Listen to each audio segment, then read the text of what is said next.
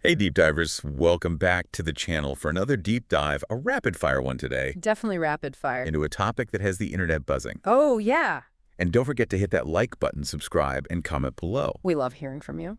Today, we're looking at something pretty wild. Wiles indeed. Donald Trump and his, well, surprisingly cozy relationship with some ideas that, let's just say they raise a few eyebrows. At least a few. We're talking vaccines, fluoride, and a potential policy shakeup. That could have everyone You talking. got everyone talking, yeah. What's particularly intriguing here is the potential influence of Robert F. Kennedy Jr., a figure who, shall we say, has a history of promoting views on vaccines and other health topics that have generated considerable debate. You're not kidding. Yeah. With the 2024 election heating up and Trump back as the Republican nominee, Yeah. RFK Jr.'s role is definitely in the spotlight. He might not be running for president anymore, but his endorsement of Trump and that catchy slogan, "Make America Healthy Again," well, it's sending shockwaves. Through the political landscape. It's a slogan that seems to tap into those anxieties many people have about health, especially after everything we've been through in recent years. It does. RFK Jr.'s stance on vaccines is a big part of that. He's been pretty vocal about his opposition to COVID-19 restrictions and even claimed that the virus was ethnically targeted, Which is yeah. which, is a pretty serious accusation. It is. Plus, there's that measles outbreak in American Samoa where his nonprofit was spreading information about the measles vaccine that many health experts disputed. It sadly ended up being one of the worst outbreaks in recent memory. Thousands of people were infected and dozens lost their lives. It was a devastating reminder of how crucial accurate information is, particularly when it comes to public health. Absolutely.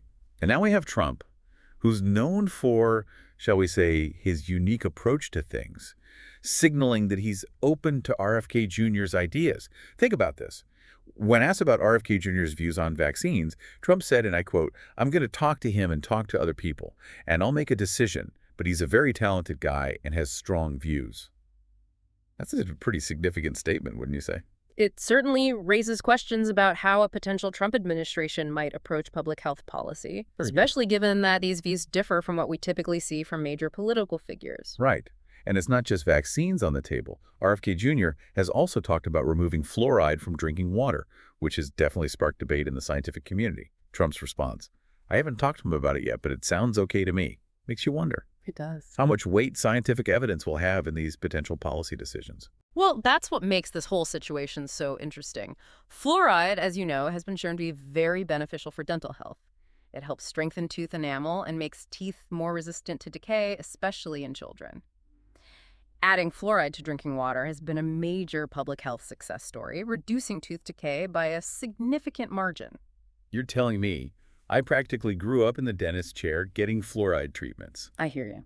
But I guess the bigger question here is, what happens when personal beliefs, particularly those that differ from mainstream scientific consensus, start influencing public health policy? That's the heart of the matter, isn't it? It raises a lot of questions about the direction we're headed in and the role of scientific evidence in decision-making at the highest levels. And let's not forget the power dynamic here. Remember that appearance Trump made with Tucker Carlson? He said something pretty striking about RFK Jr.'s potential role in his administration. He basically said he could do anything he wants. That's quite a statement, don't you think? It certainly suggests a level of influence that could have far-reaching implications, particularly given RFK Jr.'s stated desire to review vaccine and pesticide policies. So we've got a lot to unpack here, folks. A former president potentially heading back to the Oval Office, aligning himself with someone whose views are often considered outside the mainstream. Where could this lead? What are the potential consequences? And what does it tell us about the intersection of politics, science, and public discourse? Stay tuned. We'll dive deeper into those questions right after this. Welcome back, Deep Divers. We're continuing our exploration of Donald Trump's potential policies on vaccines and fluoride, particularly in light of his association with Robert F. Kennedy Jr. One thing that really stands out to me is this contrast between Trump's openness to these ideas and, well, what the scientific community has been saying for years. That's a crucial point. The scientific community has repeatedly debunked claims linking vaccines to autism, for example. And the benefits of fluoride for dental health are well established through numerous studies and decades of research. Okay, so let's delve into this a bit further. We know RFK Jr. has a long history of promoting these views. But what about Trump? What's his track record when it comes to vaccines and public health? Well, it's a bit of a mixed bag. Trump has expressed skepticism about vaccines before, even suggesting a link to autism back in 2015 during a Republican primary debate. He also tweeted about it several times. Wait, seriously? Yeah. He actually said that? Yes, he did. So his alignment with RFK Jr. on this issue isn't entirely out of the blue. It seems like his current stance might be tapping into some pre-existing beliefs or concerns. That's a really interesting point. So let's shift gears a bit and talk about the potential impact of all this. If Trump were to be elected and actually implement some of these ideas, what could that mean for public health? That's the million-dollar Trojan. And it's one that has a lot of experts worried. A shift away from evidence-based public health policies could have serious consequences for individuals and communities alike. Like what? Can you give us some specific examples? Sure, for starters, it could lead to a decline in vaccination rates, which could then result in outbreaks of preventable diseases like measles, mumps, rubella. We've already seen how dangerous that can be with the measles outbreak in American Samoa. Right, and that outbreak was directly linked to the spread of misinformation about the measles vaccine. Exactly. And it's not just about individual health. When vaccination rates decline, it can impact community immunity, also known as herd immunity. This means that even those who are vaccinated could be at risk if enough people around them are not immune. This is especially dangerous for vulnerable populations like infants and people with compromised immune systems. So we're talking about a potential ripple effect that could extend far beyond just those who choose not to vaccinate. Precisely. And then there's the issue of fluoride. Removing it from drinking water could lead to an increase in dental problems, particularly cavities, especially among children. Didn't we already go through this debate decades ago? I remember reading about how adding fluoride to water drastically reduced cavities in the U.S. You're absolutely right. Fluoridation of water has been a major public health success story, reducing tooth decay by up to 40%. So the idea of reversing that progress is concerning to many in the dental and public health communities. It does seem like a step backwards. So why would we even consider going back on something that's been so beneficial? Well, that gets to the crux of the issue. We're seeing a resurgence of misinformation and distrust in scientific expertise. This distrust is fueled by various factors, including the spread of conspiracy theories online, a lack of understanding of the scientific process, and sometimes a general feeling of powerlessness or alienation from traditional institutions. Which is really concerning because these decisions about public health shouldn't be based on personal opinions or beliefs, but on evidence and data. I couldn't agree more. We need to be critical consumers of information, especially when it comes to health and science. We need to check sources, evaluate evidence, and be wary of claims that seem too good to be true or that play on our fears. And we need to hold our leaders accountable for making decisions that are based on facts, not fear-mongering or political expediency. Well said. The stakes are high, and the potential consequences of getting this wrong are significant. It's crucial that we engage in informed and thoughtful discussions about these issues. You know, what's particularly interesting to me is how RFK Jr. has managed to position himself as a health advocate despite his controversial views. He's got that Kennedy name recognition, and he's using it to promote ideas that are, to put it mildly, outside the mainstream. That's a brilliant observation. It speaks to the power of branding and messaging and the importance of critical thinking when evaluating information sources. Right. He's tapping into people's anxieties and concerns about health and wellness, anxieties that are understandable given the state of the world today. But that doesn't mean we should throw out decades of scientific research and public health advancements. Exactly. We can't just dismiss these ideas out of hand, but we also can't accept them uncritically.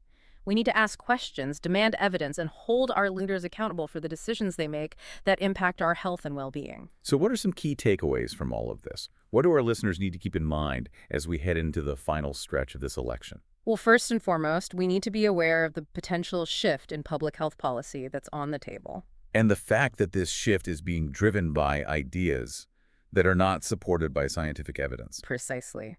We also need to be mindful of the influence that RFK Jr. appears to have on Trump and the potential consequences of that influence if Trump is elected. And the broader implications of a potential Trump presidency for public health and scientific discourse in this country. Exactly. The stakes are high, and it's up to all of us to be informed, engaged, and ready to advocate for policies that are based on facts, not fear. Well said.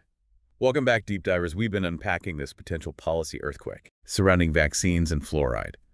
And it's clear this situation goes way beyond just those specific issues. Absolutely. This scenario raises fundamental questions about the role of science in policymaking, the influence of misinformation, and the very nature of how we make decisions as a society. Yeah. It's like we're looking at a much bigger picture here, Right. a snapshot of the state of public discourse in our time. Exactly.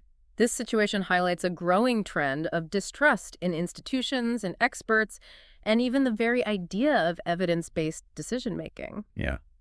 It sometimes feels like we're living in an age of alternative facts where everyone has their own version of reality, and it's hard to know what to believe. Social media has definitely played a role in amplifying this phenomenon, creating echo chambers where misinformation can spread unchecked and unchallenged. It makes it so much harder to have productive conversations, to find common ground, or even agree on a basic set of facts. Yeah, And this erosion of trust has real-world consequences, it does. as we've seen with the rise of vaccine hesitancy, the spread of conspiracy theories, and the increasing polarization of our political landscape. Yeah, it creates a fertile ground for political opportunism as politicians exploit these divisions for their own gain, appealing to emotions and fears rather than evidence and reason. Yeah. The case with Trump and RFK Jr. is a prime example. They're tapping into existing anxieties and promoting policies that are not supported by scientific consensus, appealing to a segment of the population that feels unheard or distrustful of traditional sources of information. So what can we do about it?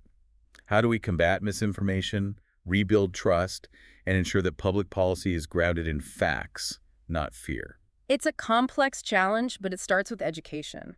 We need to equip people with the tools to critically evaluate information, to identify bias, and to distinguish between credible sources and those that spread misinformation. It's like we need to become more savvy consumers of information, Exactly. especially in the digital age where we're bombarded with content from all directions. Precisely.